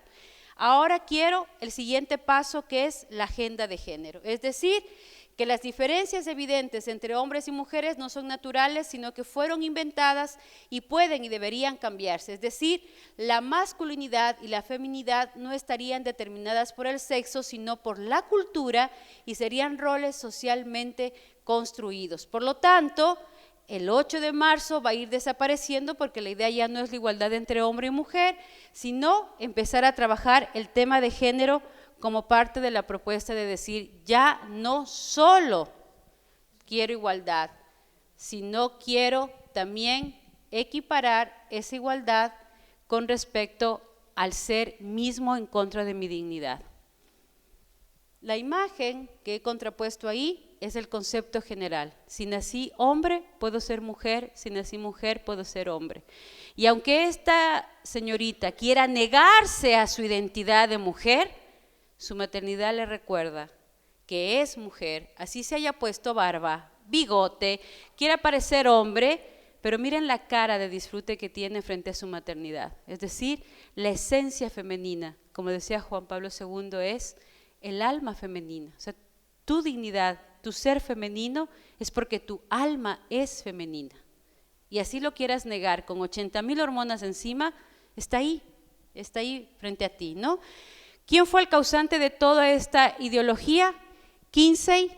¿Quién fue el inventor de esta famosa estudio? Que es un estudio atroz, denigrante. Yo no sé por qué todavía sigue en el aire todo este tema de este tipo, que usó a bebés para que sean violados por enfermos mentales, por asesinos, por criminales, en una investigación en la cual estos tipos violaban a los niños, y él dijo que la primera reacción de un niño frente a esta relación sexual sí era de dolor y de susto, pero que después de algunos avances, es decir, después de que les fueron violando 2, 3, 4 veces, el niño ya no sufría, sino que disfrutaba porque se reencontraba con su placer sexual. Eso hizo este tipo. Y esa investigación es la que hoy se utiliza como derecho para decir que la homosexualidad es normal, que el lesbianismo es normal. Si ustedes leen el documento de Kinsey, van a quedar horrorizados frente a todo lo que este hombre hizo, y que hoy es, entre comillas, la razón de ser de haber dicho que la homosexualidad no es una enfermedad. Finalmente, ¿han avanzado las mujeres? ¿Realmente hemos avanzado? Hay un documento que lo usa las mismas Naciones Unidas, que es el Indicador de Desarrollo para el Programa de Naciones Unidas, que se lo elaboró con la Flaxo para analizar los resultados de políticas. Este indicador básicamente lo que es el índice de compromiso cumplido. Eso es ICC, índice de compromiso cumplido. Las 3 áreas de este índice de compromiso cumplido son participación y acceso al poder, es decir, autonomía política, economía y pobreza, autonomía económica, salud y derechos sexuales. ¿Habremos avanzado en los 2 primeros? Muy poco. Pero en el tema de salud sexual reproductiva, que es donde más han invertido, es donde más avances ha habido. Igualdad es igual a uniformidad. Eso es lo que tenemos que preguntarnos ahora. ¿Estamos luchando por la igualdad de la mujer en lo social o estamos luchando ya por la uniformidad? Mujeres y hombres somos iguales en dignidad. Lo acaba de dar en la conferencia el sacerdote. Iguales en dignidad, iguales hijos de Dios, tenemos iguales derechos, iguales responsabilidades igual. Pero el ser hombre o ser mujer es diferente. Su complementariedad es un gran aporte a la comunidad. Tú eres un aporte con tu ser femenino a la comunidad y el varón igual. Qué horrible sería, ¿no?, que los dos seamos iguales. Y qué horrible es hoy día. Tú ves a las mujeres cayéndose borrachas en la calle conjuntamente con los hombres. O sea, eso es denigrante para él y para ella. No solo para él y para ella. Y es tan denigrante como que tú te acuestes con 10 hombres, que le traiciones a tu marido, como que lo haga tu marido. Entonces hemos caído en esa bajeza y nos hemos olvidado de ir buscándonos como compañeros. En todo somos tan diferentes y tan complementarios. La forma de abrazar del hombre, ¿no? Esta es la forma de abrazar del hombre. ¿Cómo abraza a la mujer? Hacia abajo, acuna. La mujer tiende a acunar, tiende a recibir. ¿Cómo da cariño la mujer? Desde el apapucho, ¿no? Desde ese sentirte, desde ese vivirte. Cuando tú tocas como mujer, sientes, calculas, miras, amas con todo tu ser. El hombre, en cambio, ¿a través de qué? A través del encuentro. El hombre ama en el encuentro. El hombre siente y disfruta a través de su mirada, a través de sus sentidos. El momento que te mira y aunque no te toque, ya te está amando. En cambio, tú necesitas sentir, necesitas ese palpar, esa capacidad que nosotros tenemos de saber que a lo mejor falta una flor en una mesa, pero él sabe que hay que poner una pata debajo de la mesa porque si no se va a caer la mesa. ¿Sí? O sea, esa complementariedad es la que necesitamos en el sentido amplio de la palabra, ¿no? ¿Cuántas de nosotros daríamos todo lo que tenemos, a lo mejor por un abrazo, un beso de nuestro padre, que fue criado a lo mejor muy frío, muy rígido, que no tiene manera de expresar su amor? ¿Cuántas de nosotros hemos logrado que ese hombre frío, al que conocimos pero al que amamos, a través del amor, de la dulzura, del diálogo, hoy sea un hombre cariñoso, hoy sea un hombre amoroso, hoy tenga detalles? Eso solo lo puedes lograr tú como mujer. Ese transformar, ese ser varón en un complemento tuyo lo tenemos nosotros. Y es esa capacidad de estar, del acercarnos. Y eso no es uniformidad. Eso es amor, es complementariedad. Y es ahí donde realmente vamos a trabajar en una transformación social. ¿Ustedes creen que al tipo que pega a su mujer, que es mujeriego, que es maltratador, metiéndole a la cárcel un mes, va a salir reformado? ¿No será mejor que le hablemos de Dios, que le ayudemos en su conversión, que le ayudemos a encontrarse con su ser afectivo, con su ser amoroso, que encuentre ese ser mujer al lado como compañera, como complemento? Estoy segura que ahí sí va a dejar de ser maltratador, ahí sí va a dejar de ser borracho, mujeriego. Cuando él encuentre ese ser femenino que necesita vivirlo, degustarlo, amarlo, para que no lo toque, para que no lo maltrate. Y también en la parte del perdón. O sea, ¿cuántas de nosotros nos hemos sentido golpeadas, humilladas, maltratadas frente a ese varón? ¿Cuánta falta hace reconciliarnos? ¿Cuánta falta hace tomarnos de la mano y decir, juntos vamos a salir de esto? Está bien que hagamos foros de mujeres, es crucial hacerlo, pero es crucial hacerlo también de varones. Es crucial hablarles a los varones de la paternidad. Es crucial hablarles a los varones de la importancia de este encuentro de unos con otros, del amor, del afecto. Tan urgente y necesario es esto como el con ellos también. Y es ahí donde realmente vamos a buscar ese equilibrio. De lo contrario vamos a seguir yendo de tumbo en tumbo. Nosotros avanzamos, nosotros luchamos, nosotros trabajamos, nosotros discutimos, nosotros nos ponemos de acuerdo. Pero si él ni siquiera se ha enterado, ¿cómo quieres que te comprenda? Y muchas veces nosotras las mujeres somos así. En el hogar, en lo cotidiano, ¿no? No decimos quiero, pregunto. Y cuando recibo la respuesta que el hombre sinceramente le va a dar, me resiento. Mi amor, ¿quisieras ir al cine hoy tarde? No, estoy muy cansado. Claro, siempre que yo quiero ir al cine, tú nunca quieres ir. Es que hubiera sido más fácil que le diga, mi amor, quiero ir al cine hoy tarde. Ya compré las entradas, nos vamos a las 6 de la tarde. Acompáñame, por favor. Pero si le preguntas, él va a decir lo que siente. Y encima más te vas a resentir. Entonces, son esos diálogos que es lo que tenemos que empezar a trabajarlos con mucha más fuerza. Estos dos modos de ser hombre o mujer no son intercambiables, aunque realicen las mismas actividades o ambos lo hacen desde su propia esencia, ¿no? Un gerente versus una gerente. Un gerente entra a la oficina, se sienta, llama a la secretaria, hay que hacer tales llamadas, tales cosas, tales teléfonos, tal. Una gerente entra a la misma oficina y le pregunta al señor de la entrada, al portero, buenos días, ¿cómo está? ¿Cómo va su familia? ¿Cómo están sus chicos? Ay, qué bien, qué bueno, qué bueno. Va la secretaria y le dice, ¿alcanzaste a comprar el pastel para el cumpleaños de tu hijo ayer? Qué pena, salimos muy tarde, qué lástima, pero hoy vamos a tratar de compensar eso. Y rato de sentarse, primero se entera de toda la chismografía de la oficina, si vinieron, no vinieron, vino con Christian Dior o que vino con la cartera nueva, sabe si la secretaria de al lado vino con la última moda del día, y después sí dice, mira, hagamos las cartas. Es otra esencia, es otro mundo, pero es necesaria, porque es necesario que alguien le pregunte al portero cómo está su familia. Es necesario que alguien se acuerde que su secretaria tiene hijos y que cumplen años. Esa complementariedad es la que no podemos perder y hay que luchar para que se siga generando. Desconocer las diferencias naturales de los sexos es pretender una uniformidad denigrante. Yo no quiero ser varón, no porque no me guste, porque el varón es varón y lo amo por ser varón.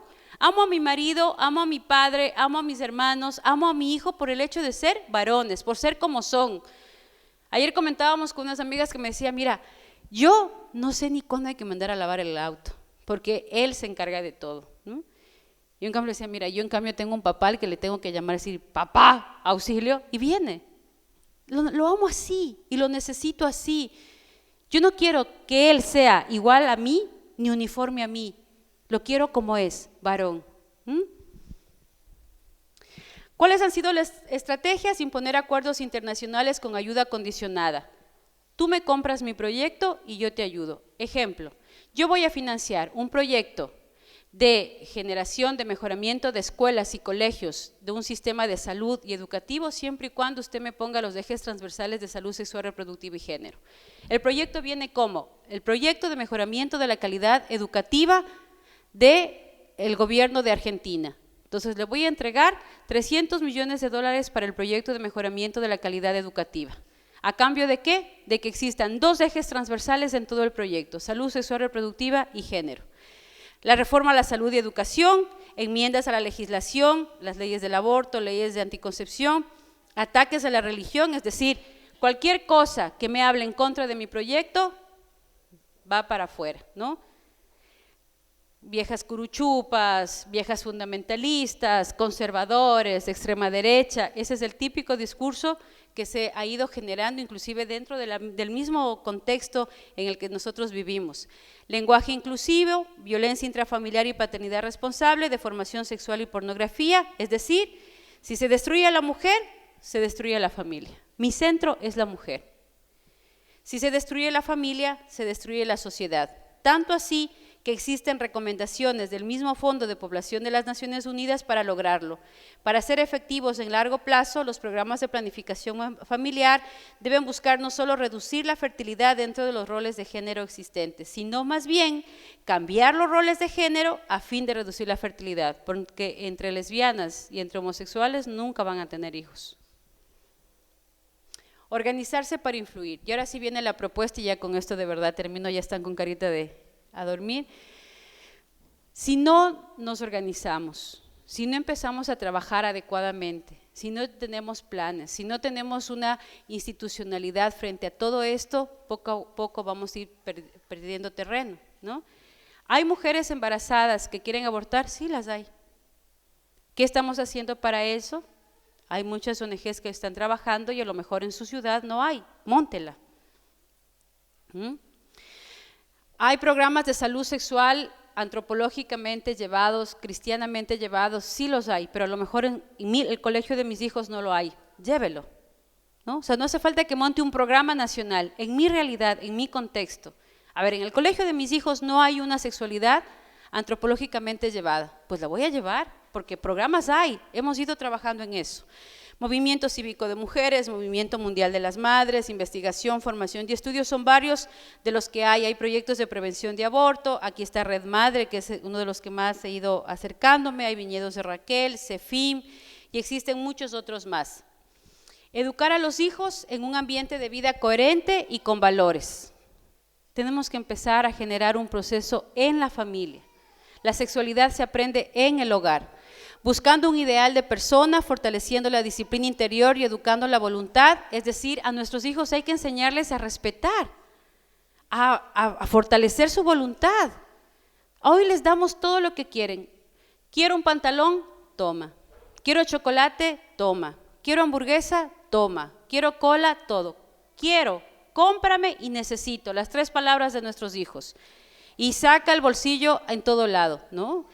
En mi tiempo al menos, por ejemplo, no se chupaba helado sino solo los domingos.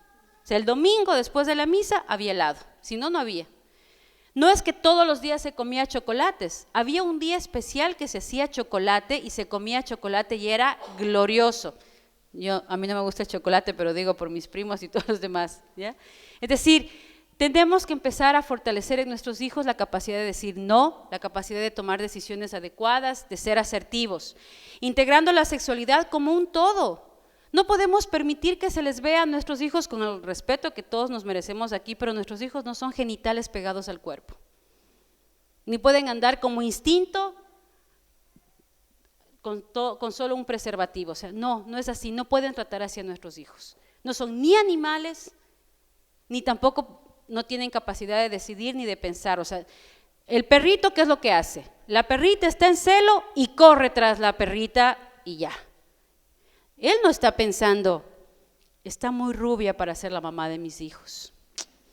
Se le ve que tiene un carácter dificilísimo, no la quiero para mamá de mis hijos. No, él tiene, o sea, los seres humanos tenemos una capacidad de pensar, capacidad de decidir, capacidad de amar, y estamos echándolo todo a tierra a cambio de placer por placer y que tengan un cauchito en la mano y que ya con eso solucionan todo.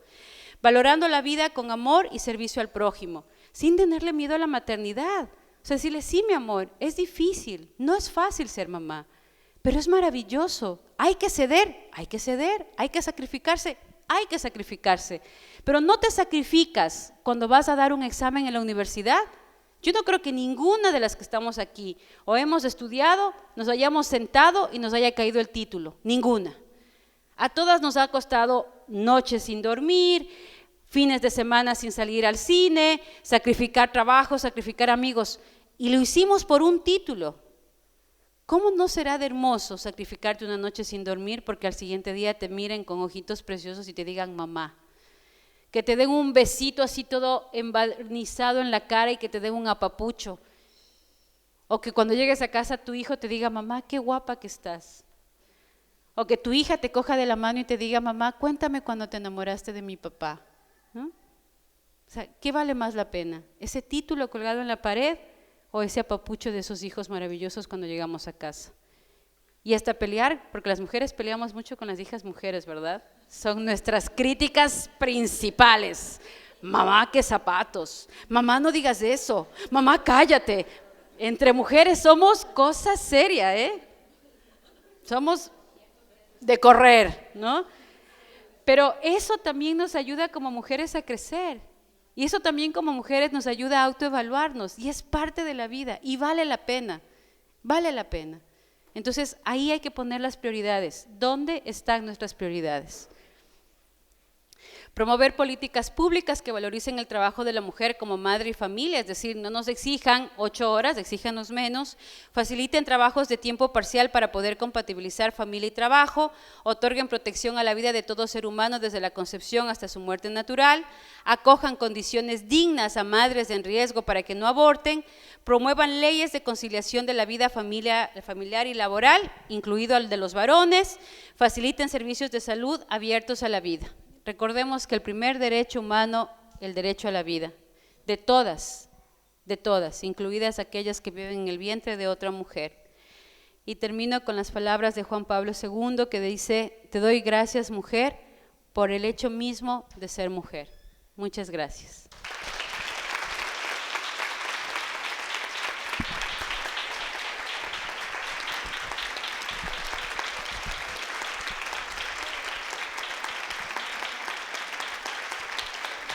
Y que vivan las mujeres, ¿verdad? Y los varones también. Yo ya he terminado, no sé si viene algo más. ¿Qué hago? Me voy. ¿Qué hago?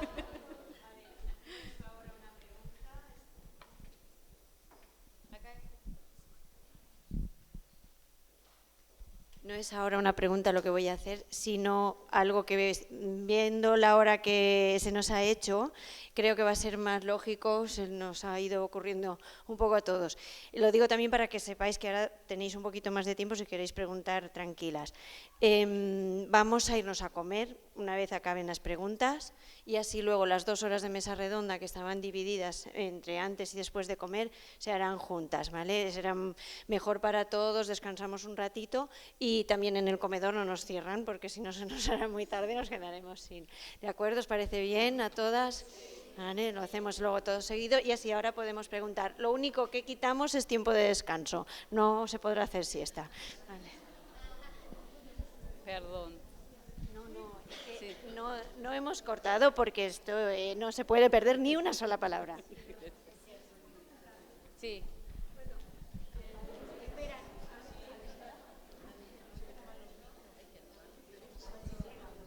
¿Quién quería preguntar?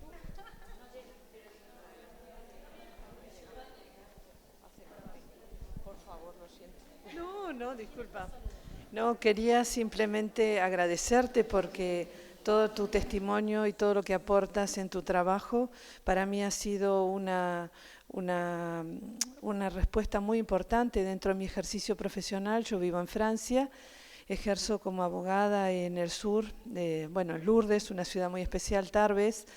Y con respecto a todo lo que dijiste, primeramente, entre la evolución de lo biológico, en este tema de las pastillas anticonceptivas, una de las grandes revoluciones en este año pasado, 2012 y 2013, es crear una pastilla anticonceptiva para los hombres. O sea, en este sentido de la igualdad.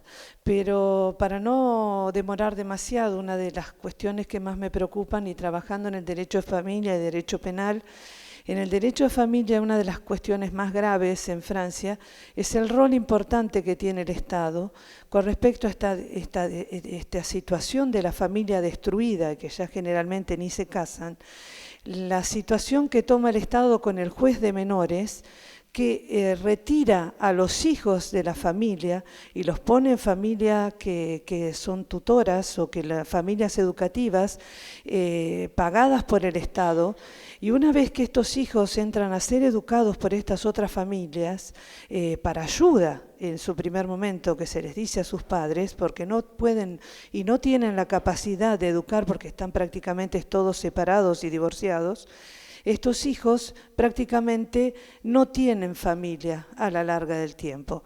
Sí, estas familias ayudan, pero no crecen dentro de una estructura familiar. Y el Estado tiene todo poder con respecto a esta situación. No sé si quieres hacer algún comentario con respecto a este tema. Bueno, como les decía en la conferencia, uno de los objetivos primordiales es destruir el concepto de familia. Entonces, inclusive dentro del Estado esta estructura ya está impregnada y es ahí donde tenemos que trabajar, es decir, recuperar leyes, recuperar espacios a favor de la familia, en donde se integre al hombre, a la mujer, a los hijos. Es básico en toda nuestra sociedad, es decir, tenemos que desde las leyes en el Estado empezar a impulsar una serie de propuestas legislativas que nos ayuden a fortalecer la familia. Hemos perdido en el campo legislativo mucho más de lo que hemos perdido, por ejemplo, en el caso de América Latina, de lo que hemos perdido en el contexto cultural. O sea, hay leyes que son mucho más fuertes en contra de la familia que todavía no han podido ser aplicadas por la cultura en la que vivimos. Pero hay que empezar a trabajar y en eso es un campo de los abogados y estamos generando inclusive a nivel de América Latina una gran fuerza de decirles a los abogados, a los que entienden de leyes, oigan, organícense, porque está bien que paremos las leyes del aborto, pero ¿qué estamos proponiendo a favor de la mujer y a favor del hombre como papá y mamá? Está bien que paremos el matrimonio homosexual, el mal llamado, porque el gaymonio, que paremos el tema de la ruptura, el del divorcio express y todo está bien que lo hagamos, pero ¿qué estamos haciendo para fortalecer la familia a nivel legal? Es ahí donde nos estamos quedando cojos y ahí yo sí quiero hacer un llamado a no tener miedo a participar en política. Chicas, si ustedes no se meten en política, si yo no me meto, si no hacemos nada dentro del estatuto, dentro del Estado, a nivel legal, a nivel legislativo, estamos fregadas. ¿De qué me sirve a mí salir con 1 millón de personas a la calle a decir no quiero el gaymonio, si adentro tengo 80 tipos comprados a favor de estas leyes, que ya han sido lavados del cerebro porque son títeres, ellos se consideran héroes de la patria, se consideran innovativos y no se dan cuenta que no son más que un equipo de, perdón el término, mamotretos pagados, lavados del cerebro por estas grandes ONGs que les manipulan para que ellos legislen a favor de estas leyes. Esos son. Ninguno se ha inventado nada. Yo quisiera conocer un asambleísta, un congresista, un senador que haya inventado una ley que sea propia de su ejecución, que diga, a ver, a mí me parece que el aborto por tal razón es esto. Ninguno. Todas las leyes del aborto, de salud sexual, de género, han venido promovidas por estas ONGs. Estas ONGs que les han cogido a estos tipos para manipularlos, que legislen a favor de estas leyes. Así de simple. Y sin miedo, y sin pelos en la lengua, así. ¿Y nosotros qué hemos hecho? ¿Cuántas de nosotros estamos dispuestas a meternos? Y a ustedes, chicas, les tiro la pelotita. Ustedes como jóvenes tienen que estar dispuestas a ser las futuras ministras de salud, ministras de educación, presidentas. ¿Qué bien le haría a nuestros países que una de ustedes llegue a la presidencia? ¿Qué bien le haría a nuestros países que una de ustedes llegue a la legislatura y proponga leyes diferentes? Eso necesitamos de urgencia. Es ahí donde tenemos que trabajar, porque una mujer como ustedes, que ha sentido, que ha vivido una familia, que sabe lo que es la maternidad, que ha luchado por la familia, que ha luchado por la vida, sabe el momento que esté sentada en la legislatura, qué debe decir de su experiencia, de su realidad. Ahí es donde tenemos que comprometernos, ahí es donde tenemos que trabajar. Caso contrario, seguiremos moliendo en el agua, mis queridas amigas. O nos comprometemos de verdad, trabajando en nuestra familia, trabajando en nuestras comunidades, pero trabajando también dentro del Estado. Y es hora de hacerlo, de unir abogados católicos o cristianos en general que empiecen a impulsar leyes a favor de la familia y la vida. Médicos que empiecen a impulsar propuestas de trabajo a favor de la vida y la familia. Eso es urgente. Y ustedes dentro del Estado. Espero que de aquí a unos años venga y visite la casa de una legisladora, de una ministra que esté trabajando dentro del Estado, así que ya con eso habrá la pena haber cruzado el charco hoy día.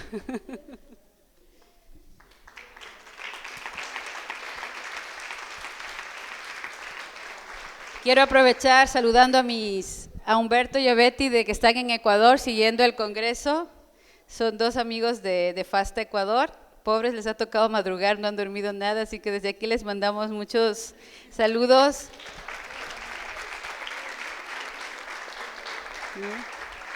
Están rezando para que no meta la pata, así que ya ese es el pilar que tenía ahí, ese era el escondido que yo traía guardado acá. ¿Alguna otra pregunta? ¿Alguna otra pregunta?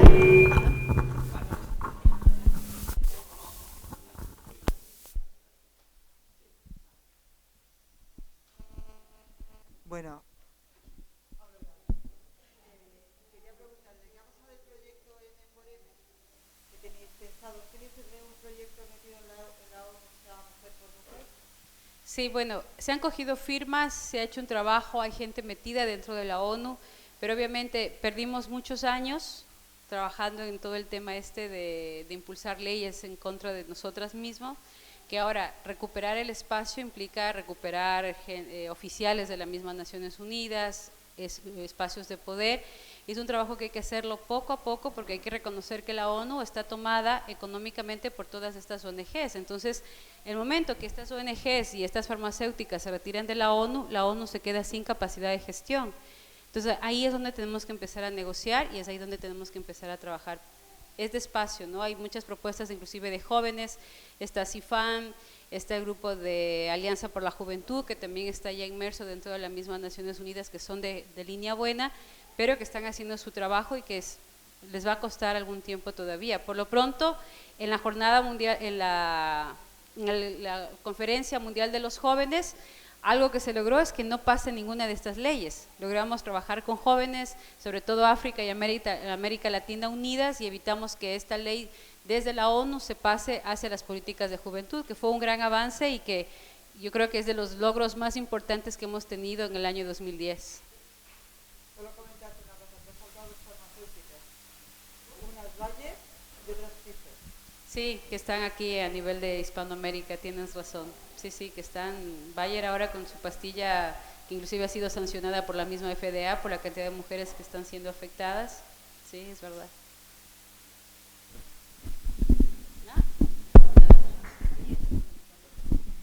A ver, es que yo he oído una cosa que no sé si la he llegado a entender bien.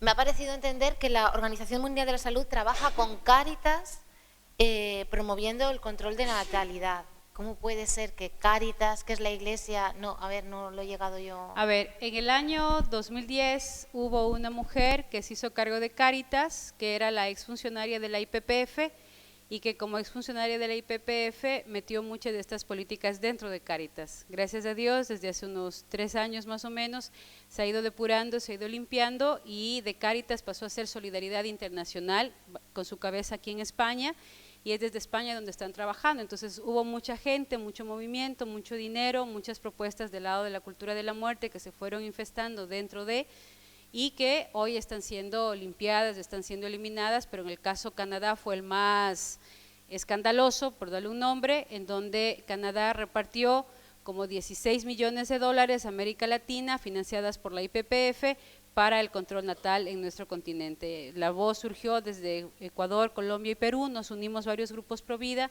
se hizo la denuncia y se empezó a trabajar, el dinero fue devuelto a Canadá y hoy ese dinero, por si acaso quieran ustedes solicitar fondos, no sé si sigan todavía disponibles, pero esos fondos se devolvieron y se ha solicitado que todos los proyectos que se hagan desde Cáritas sean obviamente dentro de la doctrina social de la Iglesia y a favor de fortalecer el Evangelio de la vida.